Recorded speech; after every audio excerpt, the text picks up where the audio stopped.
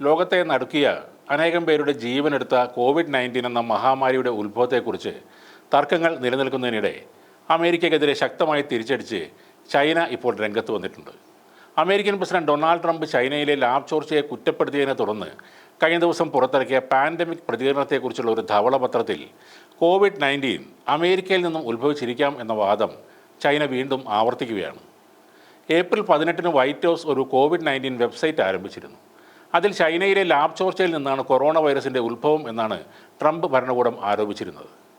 മുൻ American president Joe Biden, മുൻ ഉന്നത അമേരിക്കൻ ആരോഗ്യ ഉദ്യോഗസ്ഥൻ ആന്റണി ഫൗസി, ലോകാരോഗ്യ സംഘടന എന്നിവരെ ട്രംപ് ഭരണകൂടം അതിരൂക്ഷമായി വിമർശിക്കുകയും ചെയ്തിരുന്നു.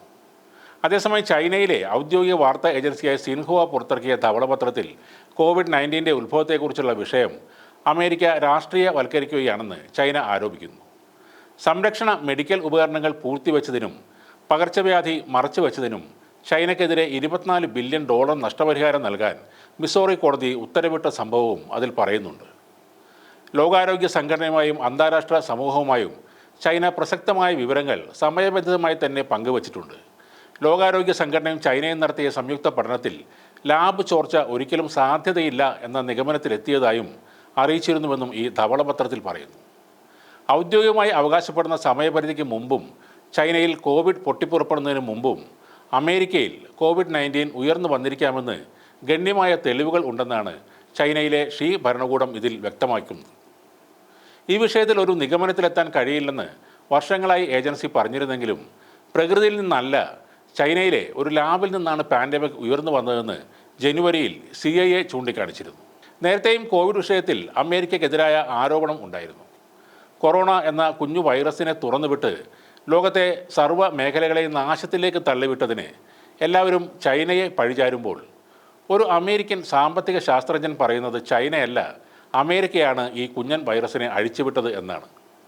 2 വർഷം നീണ്ട അന്വേഷണത്തിനൊടുവിലാണ് 2022 അമേരിക്കൻ സാമ്പത്തിക ശാസ്ത്രജ്ഞനായ ജെഫ്രി സാറ്റ്സ് ഇക്കാര്യം പറയുന്നത്. കൊറോണയുടെ ഉത്ഭവം അമേരിക്കൻ ബയോടെക്നോളജി ലാബിൽ നിന്നാണെന്ന കാര്യം തനിക്ക് സംശയരഹിതമായി ബോധ്യപ്പെട്ടു എന്നാണ് അദ്ദേഹം പറയുന്നത്. ലോകത്തിലെ ഏറ്റവും സ്വാധീനമേറിയ 100 പേരിൽ ഒരാളായി ടൈം മാസിക 2 തവണ തിരഞ്ഞെടുത്തിട്ടുള്ള പ്രൊഫസർ സാറ്റ്സ് പക്ഷേ 100% ഉറപ്പ് പറയുന്നുമില്ല. എന്നാൽ ഇത് അമേരിക്കൻ ലാബിൽ നിന്നാണ് ചോർന്നതെന്നാണ് ഇതുവരെ ലഭിച്ച തെളിവുകൾ പറയുന്നതെന്നും ഇക്കാര്യത്തിൽ സർക്കാർ ഒരു അന്വേഷണത്തിന് തയ്യാറായിട്ടില്ല എന്നും അദ്ദേഹം പറഞ്ഞിരുന്നു. സത്യം പുറത്തു വരും എന്നതിനാലാണ് ആ അന്വേഷണം നടത്താൻ അമേരിക്കൻ സർക്കാർ മടിക്കുന്നതെന്നും പ്രൊഫസർ സാറ്റ്സ് പറഞ്ഞു. നേരത്തെ ഉയ്ഗൂർ മുസ്ലിങ്ങൾക്കിടയിൽ വംശഹത്യ നടക്കുന്നു എന്നത് വ്യാജ പ്രചരണം ആണെന്ന് പറഞ്ഞ വ്യക്തി കൂടിയാണ് പ്രൊഫസർ സാറ്റ്സ്.